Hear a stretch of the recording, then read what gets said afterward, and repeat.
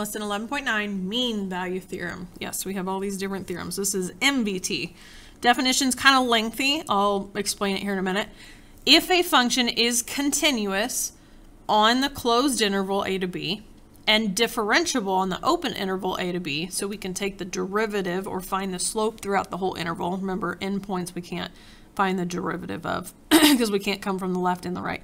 Then there exists a point c, so some other x value, in the interval ab such that f prime of c is equal to the function's average rate of change over the interval. Basically saying that if I were to have a function and let's say I have a point here at 2, 1, and I have a point here at, let's go 7, 7. If I'm going to have some kind of curved function and I found the slope, which is the average rate of change from here to here, which would be 7 minus 1 is 6 over 7 minus 2 is 5, 6/5. I have to have some other point here that's going to have a tangent line that is the same slope as the average rate of change. So kind of cool, really, to prove that there's got to be some point that has a parallel tangent line, a same slope is what that means. So let's try some. Selected values of the continuous function f are shown in the table below. The function f is continuous on the closed interval, so that meets our first criteria, and differentiable on the open interval, that meets our second criteria, -3 to 3. Determine the validity of the following statement.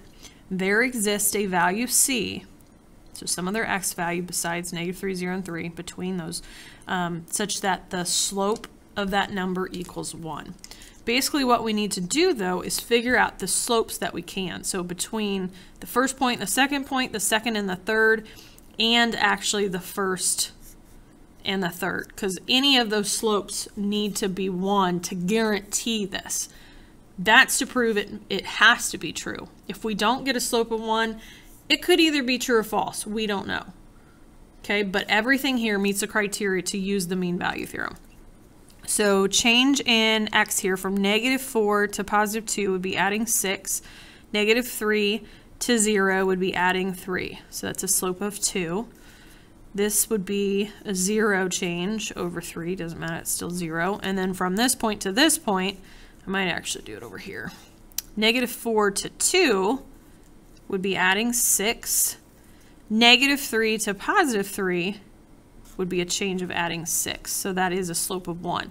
So yes, if these 2 points have an average rate of change of 1, there has to be some value c that also has a slope of 1. It must be true. All right, number 2, selected values of the function f are shown on the table below. Function f is continuous on the closed interval and differentiable on the open. Determine the validity of the following statement. There exists a value c in the open interval from 1 to 4, such that the slope is -15 halves. So again, we need to find the slope from first to second, second to third, and from first to third. So this would be -9 to -14 is going back 5, or going down 5, and up and over 1, so that's -5. -14 to -28 is going down 14, divided by 2 is -7, so I don't have it yet. -9 to -28 would be what, 17? No, -19, I can't do math. 1 to 4 is 3. So I'm not seeing anything that's getting this. So I don't know that it doesn't exist because I don't know what other points are in here. So it could be true or it could be false. We can't know for sure. And then number 3, selected values of the function f are shown in the table below. Function f is differentiable on the open interval.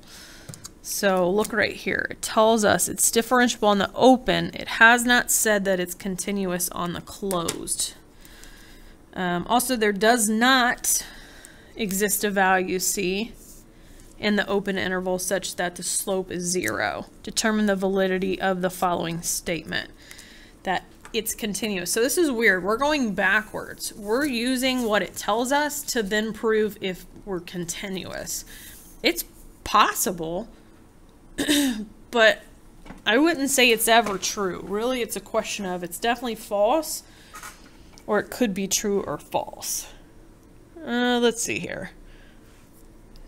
Let's find slope, and let's see if we get any of them to be 0.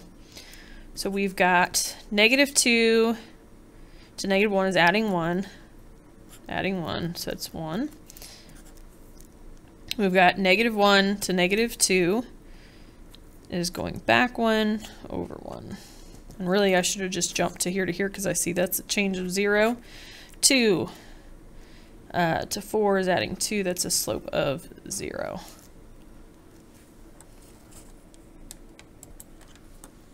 When I forgot that this says does not exist. So this is saying there should not be an x value in the interval where the slope is 0. And we found that actually there is, between these 2 points, a slope of 0. So I cannot say that this function is continuous. It's got to be a hole somewhere where there would be a slope of 0 as its tangent line. So this has to be false. I forgot about that word, not exist.